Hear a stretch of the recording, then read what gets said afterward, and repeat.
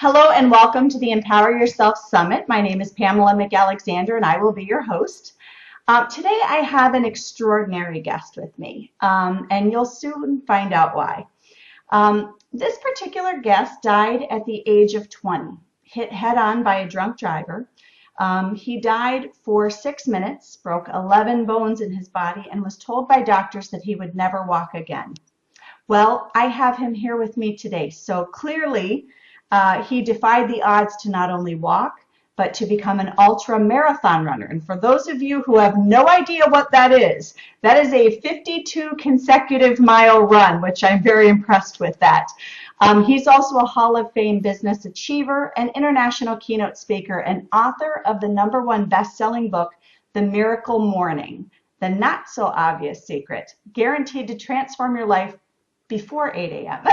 I welcome Mr. Hal Elrod. Hey, Pamela, thanks for having me. This is going to be fun. I think so too.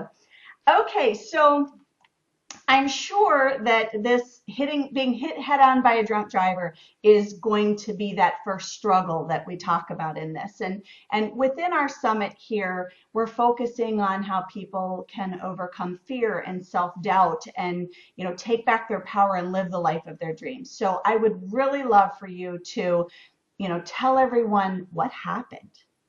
Yeah, so at age 20, I was a year and a half into my sales career, and I never intended to be a salesperson. I was actually a radio DJ that went by Yo Pal Hal, 97.1 FM. That was the dream. I was on the radio, and a friend of mine, he kind of coerced me into going by his sales office, and one thing led to another. I decided I'm going to give it a shot. I've never sold anything. I'm going to give it a try to sell, and I was selling Cutco cutlery, kitchen knives. Well, within my first 10 days, with no intention of this initially, I sold more Cutco than anyone in the 50-year history of our company, at least in the western half of the United States. I think one gentleman had done more in New York. But and so that was like, okay, that was a big wake-up call. Maybe I'm not intended to be a radio disc jockey. Maybe there's something different for me.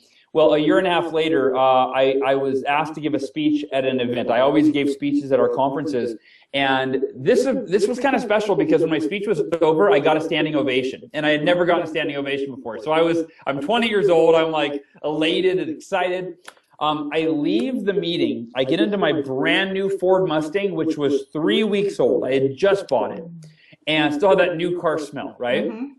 And one of my last memories that night was I wanted to call mom and dad to tell them how great the night went, that I got a standing ovation. But I looked at the dash of my car and it said 11:32 p.m. And I thought, you know what? They might be asleep. I don't want to wake them up. In hindsight, I probably should have called because I had no way of knowing that that was the last opportunity that I would have to talk to mom and dad or anyone for quite some time. About 5 minutes later, I'm on the freeway, cruise control set at 70 miles an hour, rocking out to some music, feeling grateful, just life is on top of the world. And I don't remember what I'm about to share with you. I only know this from eyewitnesses and police reports and hospital records. But around 11:35 p.m., a man I had never met before left a bar after having 2 beers, and just enough to be, he was tired, he was intoxicated, and he got on the freeway going the wrong direction. And they estimate his speed at about 80 miles an hour. And he was in a Chevy full-size truck, much larger than my little Ford Mustang. And around 11:36 p.m., his full-size Chevy truck hit my car head-on.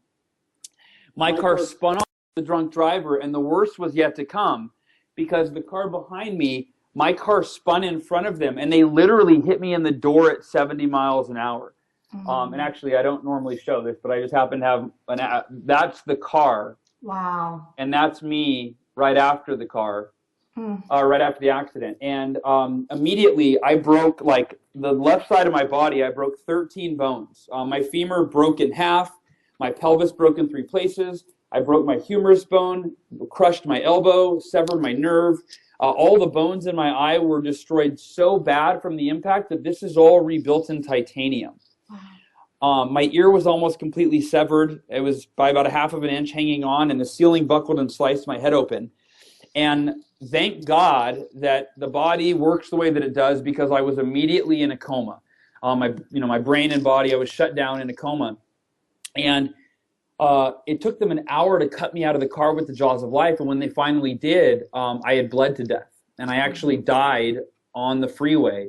My heart stopped beating, and I was clinically dead for approximately 6 minutes. Rushed to the hospital, revived, spent 6 days in a coma. That picture that I showed you was just a couple days after the accident. And I have kids now, so I didn't get it until I had kids. I've got a 4-year-old and a 1-year-old. That my parents arriving to that scene was much more difficult than anything that I went through. I really believe that. 6 days later, I came out of a coma to face the most unimaginable reality that I could ever imagine. And the doctor said that I had permanent brain damage, which I did. I had no short-term memory. You could visit me for an hour, go to lunch and come back, and I would talk to you like I hadn't seen you in years. The doctor said I would never walk again. And so that was the adversity that I was faced with, and the reality, and the challenges, and the everything else. And it was like everything in life. Whether you've had a car accident, whether you're going through physical, mental, emotional, financial, relational, whatever the adversity is, we're all faced with the choice of how are we going to respond, and I think that was the biggest thing that I took, and made some choices that allowed me to have a miraculous recovery. And if you want me to go into some of those, then I'm happy to. Well, because basically what ends up happening is, I think generally people choose the doctor said I won't walk, and of course, they're the experts, and when you're faced with that, at what point in your life did you say, I don't care what they said, this is what I'm going to do? It was a couple days. In fact, it might have been the same day, because when the doctors left, and my memory around that time is very fuzzy, So it's hard for me to know what is a real memory and what is something I know from a story that mom and dad told me, right? But I know that my parents were more devastated than I was. And when the doctors left, I told my parents, when they told me that I may never walk again, and they just sat us down with some realistic expectations, and realistic. And I told my parents, it's funny you said that, the doctors are experts. I said, Mom and Dad, the doctors might be experts in medicine or whatever they do in there all day, but they're not experts in me. Right. And I said, don't cry, stop crying. There's only one of two possibilities. I said, number one, the doctors are right, and I'm in a wheelchair the rest of my life, and I've already accepted if that's it, I'll be the happiest person you've ever seen in a wheelchair. My arms will be all buff and ripped from rolling around, right? And who knows what. And I said, I always wanted to be a motivational speaker, but I never really had anything to talk about. Maybe this is it. Maybe I'll be a wheelchair speaker. I don't know. I said, but either way, I'm going to be the happiest person, so you have nothing to worry about. I said, the other possibility, and this is the one I'm betting on, is I will walk again. And I'm going to visualize that. I'm going to maintain unwavering faith that will happen, and put all of my energy and expectation into that reality. But simultaneously, I've already accepted the worst case scenario. And I think that's the thing with life. We have to learn to expect the best and accept the rest. We have to learn to accept life before it happens. Guess what? More problems are coming our way. More adversity is coming our way. You're going to have possibly the most difficult time in your life coming your way. But it's only a problem if you label it that. If you understand that every adversity is an asset, right? Every experience in life, good or bad, is an asset to us if we choose to believe that and we choose to use it in that way. Right? If it doesn't kill us, it makes us stronger, right? That old adage. And it's true if you believe that it's true. So, talk about the power of positive thinking. I don't have any graph, Pamela, to show you that I thought positively, and here's how my body healed. I'll just tell you this. 2 weeks after I came out of my coma, 3 weeks after I had broken my bones, 2 weeks after the doctor said I would never walk again, they came in with routine x-rays, and they said, we can't really explain this, but your body is healing at an incredible rate, and we're going to let you take your first step tomorrow. So it went from never walk again to 3 weeks later, I took my first step. And the doctors, this is an important story to tell. The doctors thought I was in denial because I was so happy. They called my parents in one day, and they sat them down, and they said, Mr. and Mrs. Elrod, we're very concerned with your son, with Hal, because he's always smiling and laughing and joking. And they said, that's not normal. Right? That's not normal for a 20-year-old kid that doesn't know. This is before I took my first step, right? That's not normal for a young man that doesn't know if he's ever going to walk again. We believe that it's so difficult to accept reality for him that we've seen this before. He's checked out. He's in la la land. He's delusional. We need you to talk to him and get him to admit that he's angry or depressed or sad or whatever, scared. My dad comes in, he sats me down, he expresses the doctor's concern, he tries to get to the bottom of it. And I said, Dad, I thought you knew me better than that. I'm not faking being happy. I live my life by the 5-minute rule, which I learned in my training in sales. It's okay to be negative sometimes, but not for more than 5 minutes. Set your timer on your phone, bitch, moan, complain, vent, punch something, whatever you have to do. But then as an intelligent human being, as soon as the timer goes off, you go, well, since I can't go back in time and change it, why would I sit here and self-suffer? Why would I create emotional pain? That doesn't do anything. It doesn't fix it. And I said the greatest lesson that I learned from my accident is that when we can learn to practice unconditional acceptance of everything that we cannot change, focus only our energy on what we can change, we literally can live free from emotional pain. So I love that. I love that because I'm going to tell you one of the biggest keys here is people fear the unknown. And in your particular situation, okay, you had what you had, which was you couldn't walk at that point. You were in a hospital bed. You might never walk.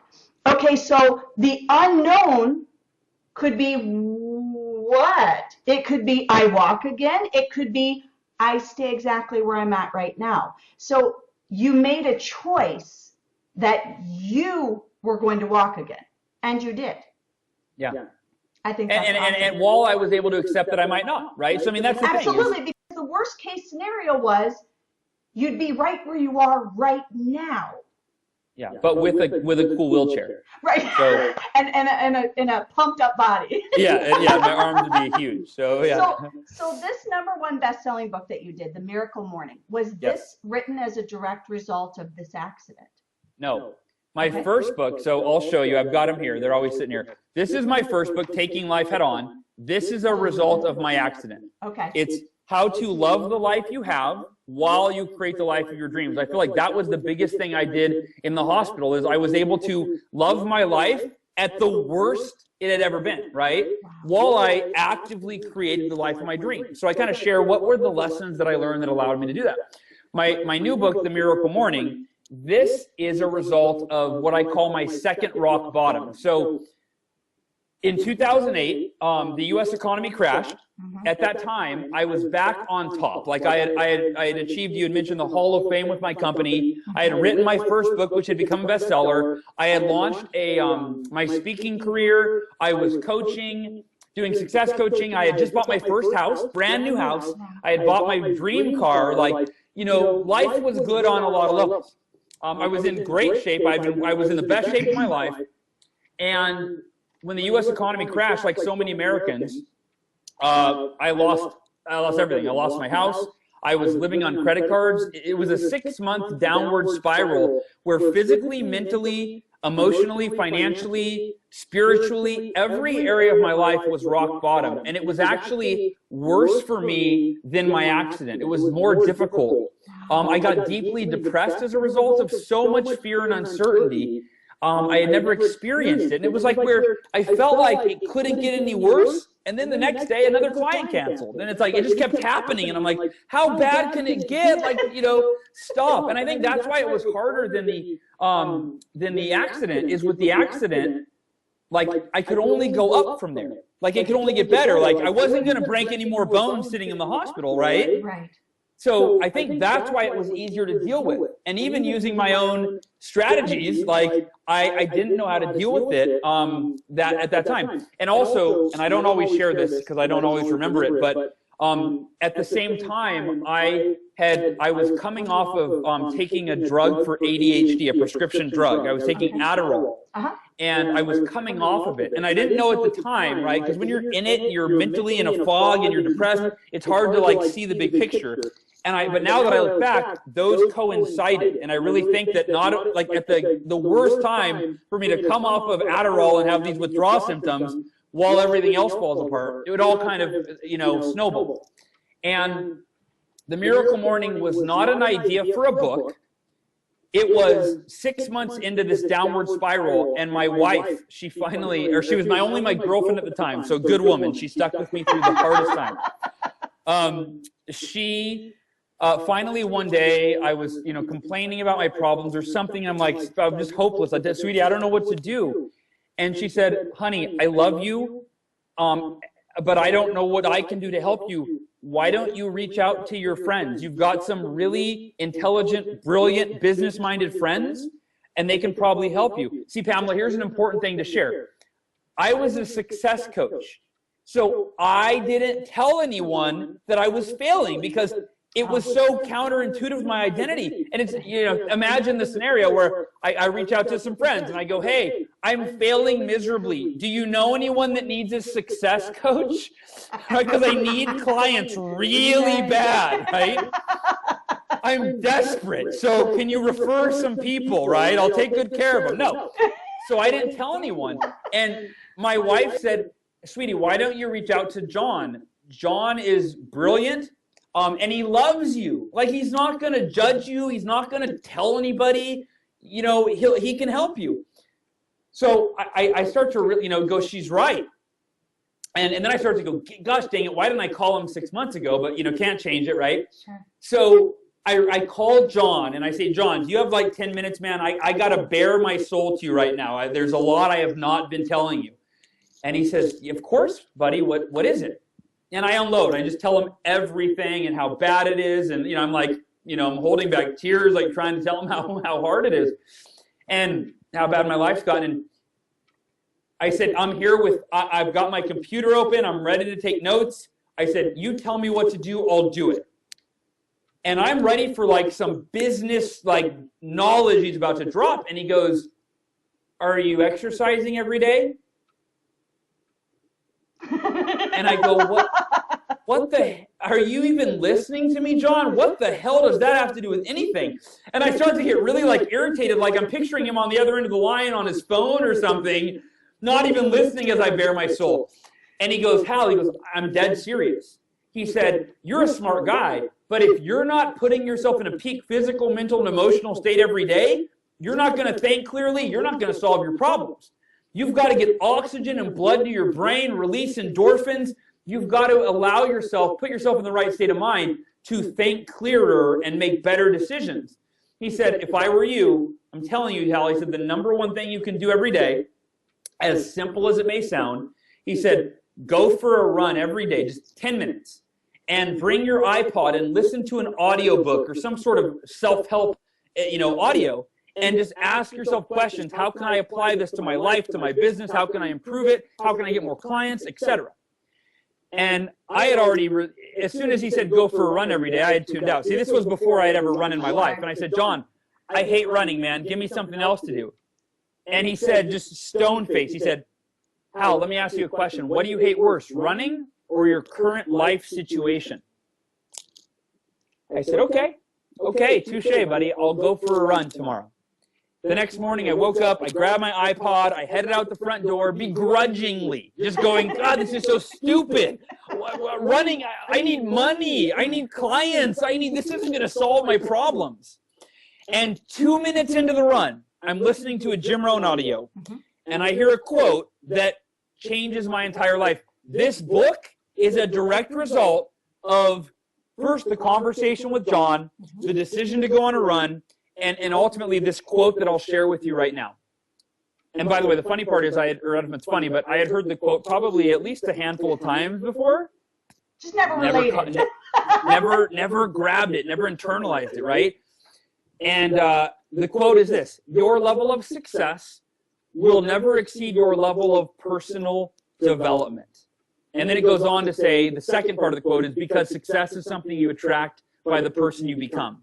And I stopped running and I realized I'm not dedicating time every day to my personal development, and I'm not becoming the person that I need to be that can create and attract and sustain the levels of success that I want. And it hit me. It was like this realization crashing down. I thought, I've got to dedicate time every day to my personal development. And then I think, if I really want my life to turn around fast, which boy do I want it to turn around fast, I thought, I've got to create the most extraordinary personal development routine that I possibly can. So I run home and I Google best personal development practices. And I'm reading articles on Forbes and Entrepreneur and Huffington Post, and I'm just writing down everything I come across. And basically, it comes down to a list of 6. And Pamela, I was at first very disappointed in this list of 6 because I had heard of all of these before. Sure. I was looking for like the magic pill, right? And I'm going, meditation, I've heard of that. Affirmations, what? Visualization, I saw The Secret. I made a vision board. I didn't change my life, right? Exercise, that's so elementary. Reading, I've read. Journaling, right? And I'm looking at them going, where's the magic thing? And then it hits me. 2 things. Number 1, highly successful individuals, some of the most successful individuals in the world, swear by any one of these. Mm-hmm. And number 2, I don't do any of these every day. I don't do any of these consistently. And it's like kind of like, how about I start doing these every day and then I see what happens? Right. And then the challenge becomes, and everybody can relate to this challenge, when the hell am I going to fit these in? Like, I don't have an extra hour in my day.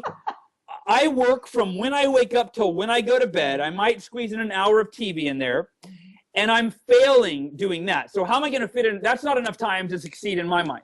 Mm-hmm. How am I going to fit that in? And then it hits me. 2 things. Number 1, the voice of my mentor, Kevin Bracey, he used to always say, if you want your life to be different, you have to be willing to do something different first. And that something different is almost always outside of your comfort zone. And I'm looking at my schedule and I see 5 a.m. just like screaming out at me.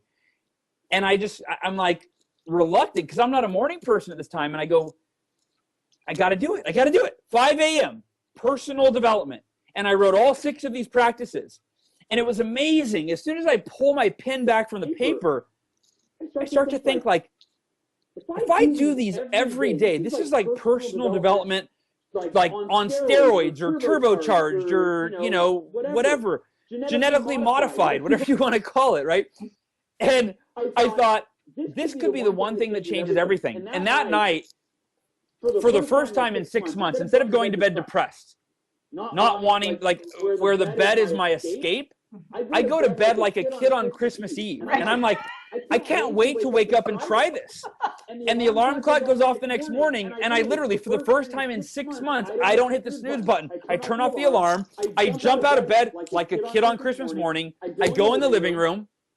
I've got my computer open with all these Google searches, how to meditate, because I don't know how to do any of this stuff, how to visualize, right? And I go through one by one, and I do 10 minutes of each of these. 10 minutes in silence, praying, meditating. And at the end of those 10 minutes, like the depression, like kind of falls to the back, and I just feel at peace. And I'm like, wow, if I only started my day with that piece out of the 6, that one, that's going to be a game changer for my state of mind and my clarity. Then I read these affirmations that remind me of not of who I've been in the last 6 months, but of the potential that's within me, of who I can become. And I feel like motivated and empowered, and I feel more confident than I have in 6 months. I then visualize, I exercise, I read, I go through all these 6. And by 6 a.m., I feel the most inspired and empowered and energized than I can ever remember feeling in my life. And at that moment, that was a defining moment, and I realized, if I do this every day, I think this could change everything. Like this, if I feel the way I feel right now, I'm ready to go win the day. And I have not been ready to win a single day in the last 6 months. And within 2 months, to wrap this up, within 2 months of doing my morning routine, it had no name. It wasn't going to be a book. It wasn't going to be, I was never going to tell anyone. It was my savior, if you will, my lifesaver. Within 2 months, as a direct result of the Miracle Morning, I had more than doubled my income, which that's what I was really after. More than doubled the income. My depression, that didn't take 2 months to go away. That was gone like the first day. It still showed up. Here's the unique thing. Let me share this because this is very important for anyone listening. I still had bad days. My bank account balance was still a wreck, right? Clients would still quit, but here's the difference. Instead of going to bed to escape my reality, I went to bed and I got to hit the reset button every night before bed because I wasn't waking up to my crappy reality and my problems. I was waking up to my miracle morning, if you will. And within 2 months, I had doubled my income. My depression was gone. I went from being in the worst shape of my life physically because I had not exercised a single time in 6 months. I went from being in the worst shape of my life to training for a 52-mile ultra marathon that you had mentioned, and which I completed 5 months later. And my relationship with my wife, which had been on the downward spiral along with my depression, it was thriving again. And my life had changed so fast, I started calling it the Miracle Morning. And that's been, I wrote the book a year and a half ago, and, you know, we have tens of thousands of people around the world now that will tell you the Miracle Morning has been the most life-changing thing. You know, losing weight, increasing their business, writing their first book, you know, it's such a universal thing, and I'm like so excited. Every day I get new emails. Yesterday we had like 7 new 5-star reviews on Amazon, and they're so profound, and it's from salespeople and from this woman. She's a mom, and she goes, my friend told me I had to read the book, but I didn't think I could because I'm a mom and I've got an infant. She goes, the Miracle Morning has made me a better mom, and I do it every day. And, you know, it's really neat. So I'm sorry, I'll turn it back over to you. No, it's okay. Actually, what I was getting ready to say is if someone was listening to this right now and they're thinking, okay, seriously, I'm not a morning person, or they're just skeptical, or they don't think this would work for them, can you talk about the 5-step snooze-proof wake-up strategy? Yes, I'm glad you brought that up. And I will say, anybody who's skeptical, because I would be too. I think if I listened, I'm still in awe of how this impacts people. I almost am like, really? The book I wrote changed your life that much? Like, really? You know, I mean, I know it did it for me, but I don't know. But I would tell anyone that was skeptical, first, go to Amazon and go read the reviews. We have 350 reviews, average of 4.8 out of 5 stars. So don't take my word for it. I'm the author. Go read the reviews. But as far as the 5-step snooze-proof wake-up strategy, it's interesting. It might be the most important part of the entire book, and it's the shortest chapter. I think it's 5 pages. But here's the deal.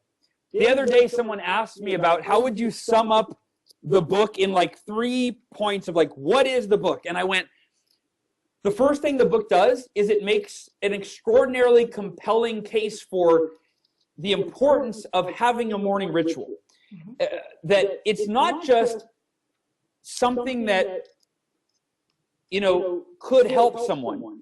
It's arguably the single most important change you can make in your life, because it's the only change you make in your life that starts your day and sets the mindset, the context, the confidence for the rest of your day. So that in and of itself, the book explains how important it is. The second part, though, is the 5-step wake-up strategy, which I'll share that in a second. The third, which teaches you how to wake up in the morning if you're not a morning person. And I would say probably 70% of the people who have had their life changed by the Miracle Morning were not morning people before it started. You see many of the reviews that said I was the last person that would ever be a morning person. Ask anyone that knows me, and now I wake up at 5 a.m. or 6 a.m. or whatever every day, right? The third part is I teach what to do during that morning routine. I call it the lifesavers. It's 6 practices that I started with.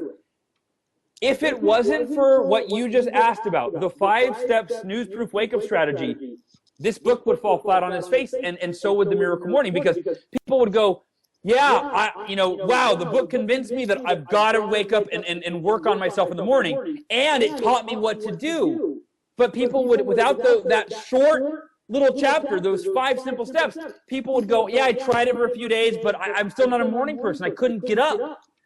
So in order to have a miracle morning, it starts the night before. That's the first thing to understand. And I'll share a few of the most important, I'll share 3 out of the 5 steps that are the game changers.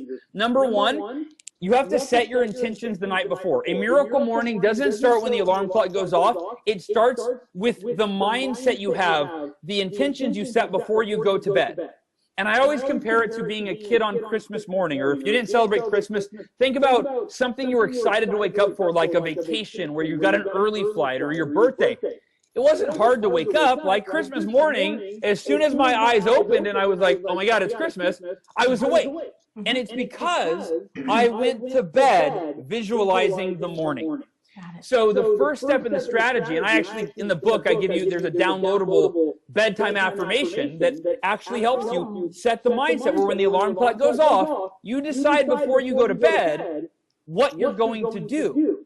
You decide, you visualize, I'm gonna wake up, turn off the alarm, I'm gonna go straight to the bathroom, brush my teeth, wash my face, drink a glass of water, right? You already have visualized that, ran through it in your mind, so when the alarm clock goes off, it triggers that sequence.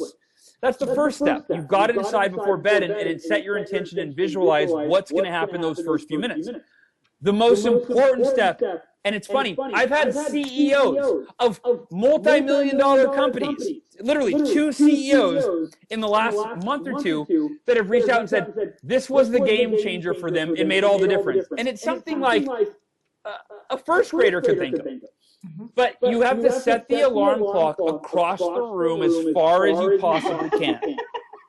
And the reason is, if the alarm clock is by your bedside table and you're sleeping and it goes off and you can reach over and turn it off, you're still halfway unconscious when you're making that critical decision. And guess what? I'm the miracle morning guy, and I lose that battle every time. If I am at a hotel and I forget to set my alarm clock across the room and it's by the bedside, I'll snooze like 5 times, and I'm the morning guy. So when it's across the room, the act of getting out of bed, walking over to it, it takes your level of consciousness, your awakeness, if you will, from like a 1 to at least like a 3 to a 5, right? And it's a lot easier to make that decision to continue on to the bathroom when 3 to 5. And then last but not least, go in there, brush your teeth, wash your face. I keep a full glass of water either by the bedside table or by the bathroom counter. And one of the first things that you need to do is drink a full glass of water because you're dehydrated by default. We've been 6 to 8 hours of sleeping without water. You're dehydrated. You have a mental and a physical fatigue. I drink a full glass of water, like I pound it, just pound it, and then I go to the kitchen and I fill up another one. That way you immediately hydrate yourself, which will help you with the waking up process. Wow. Okay, so you have a chapter in the book called The 6-Minute Miracle Morning. What's that all about?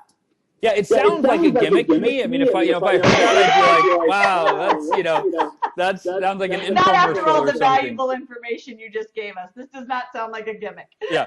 So here's how that happened.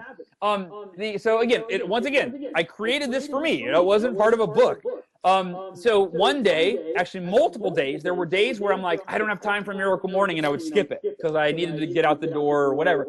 And then one day, I thought, I really want to do the Miracle Morning, but I've got like 10 minutes and I have to start getting ready. And I thought, what if I do a 6-minute Miracle Morning? What if I do each of the 6, they're called the lifesavers, right? Silence, affirmations, visualization, exercise, reading, and scribing. What if I do one really focused, really present minute of each of those? So I spent 1 minute in silence. I said a prayer, I got centered, I got quiet, I meditated, right? And 1 minute later, I'm like, wow, I feel a lot more calm and my stress and everything's lower than I was a minute ago. And then I pulled out my affirmations, and it only took me really a minute to read through them, and that refocused my mindset on who I wanted to be, what I was achieving, everything that I wanted to do and achieve, and who I needed to be to achieve it. I felt great. Then 1 minute of visualization, 1 minute of jumping jacks. And by the way, unless you're in great shape, go try a minute of jumping jacks. Dude, good luck getting through a minute. Unless you're in good shape, I would tell you, probably 70% of people watching this, would be like, oh my God, it's only been 40 seconds, right? So it's amazing. You want to get your mental and emotional and physical energy and clarity up, get the oxygen going. It only takes 60 seconds, right? Mm-hmm. Pull out a book and read just a page or two. And all you need is one idea to change your day, change your life. Pull out your journal, write down 3 things you're grateful for, right? 6 minutes. And you can it's a profound effect. And what I found is my normal miracle morning was an hour. Doing 1/10 of the time did not give me 1/10 of the benefit. It gave me 80 to 90% of the benefit in 1/10 of the time. It was amazing in terms of efficiency. And so I do the 6-minute miracle morning probably 1 day a week on average. I still do it. And I do it anytime that I'm rushed or whatever. But it really it makes it so it's so scalable. There's no excuse to not do it, and everybody can fit 6 minutes in at any moment. Well, I have to tell you, Hal, this has been just an amazing interview with you. And I really appreciate the time that you've given us today. I do have one more question, but before I go into that, I want everybody to know that in our email that we have this interview linked to, Hal is actually giving everybody the first couple chapters of his book, The Miracle Morning, so that you don't have to just believe what he's told you here. Read it firsthand. Go to Amazon, read those reviews, and you'll find just how beneficial this is. But if you can tell everybody how they can buy The Miracle Morning, and what's the best way for someone to get in touch with you for speaking, coaching, or anything like that. We will have your website at the bottom of the email, so they can link right to your website in order to be able to find out all about you. Cool. But yeah. So the best place to buy the book is Amazon.com. And as of today, it was $13 and change. They weigh, the prices go up and down, so get it while it's slow. But to Amazon.com, you can get the book. If you want to get the first few chapters of the book for free and, try it before you buy it, go to miraclemorning.com. And you'll also get a 17-minute video of me actually teaching the Miracle Morning as a keynote speaker. I'm on stage in front of thousands of people, and it's a short 17-minute version of it. And then you'll also get a 60-minute audio, an hour-long audio of me teaching the Miracle Morning. And that audio has been downloaded, tens of thousands of times. That's actually before the book ever came out. That's what inspired me to write the book, because it got great feedback. So that's all at miraclemorning.com. And then if you want to contact me about, coaching or speaking or any of that, and I do keynote speaking for corporations, high schools, colleges, go to my name at, myname.com, Hal Elrod, HALELROD.com. Wonderful. Well, before we finish up here, Hal, I just have one last question for you, and that would be, if everyone listening today, if you could just give them one piece of advice that would help them on their journey to start empowering themselves today, what would it be? I think that I really believe that first and foremost, the number one cause of regret and unfulfilled potential and mediocrity in our lives is never deciding that now matters more than any other time in our life, because it absolutely does. Most people live with a someday mindset where there's always tomorrow, next week, next month, or next year. So for you, whatever you really want for your life, whatever you've been putting off, whatever you know is the next step for you, the next level, or whatever you know is your true calling, your true passion, carve time out in your schedule. Carve time out in your schedule to work on that thing. Put your time into that thing, your attention into that thing. And part of it is put your energy into becoming the person that you need to be to achieve that thing. So if it's 1 hour a day, spend 30 minutes on learning and growing and, on in that area. so that you can become the person that can create what you want, and then spend the other 30 minutes on actually actively creating what you want. I think it's really important that we can't just focus on creating what we want without putting time into becoming the person we need to be that's capable of creating what we want. So both of those are important. And last but not least, not to overcomplicate it, but get some accountability. You know, the Miracle Morning was on the top of my goal list for 4 years to write the book, and I failed year after year after year. And I am a coach. And one day I realized, wait a minute, I don't have a coach to ensure that I actually write every day and every week. So get accountability. Partner with a colleague, a coworker, a friend to hold you accountable to dedicating that hour a day to your goals and your dreams. And if that means waking up an hour earlier, staying up an hour late, or if your schedule only allows you to dedicate one day a week, maybe you can't do an hour every day, maybe you can do 6 hours on Saturday, whatever it is. Decide that now is your time to become the person that you need to be to create the most extraordinary life, personally and professionally, that you can imagine, because you deserve that and you deserve nothing less, and so does every person that you know, that you love, and that loves you. Awesome. Well, thank you, Hal. I really appreciate your time today. I really enjoyed this interview. And I'm sure our listeners and our viewers have enjoyed it as well. Thanks, Pamela. I really appreciate it.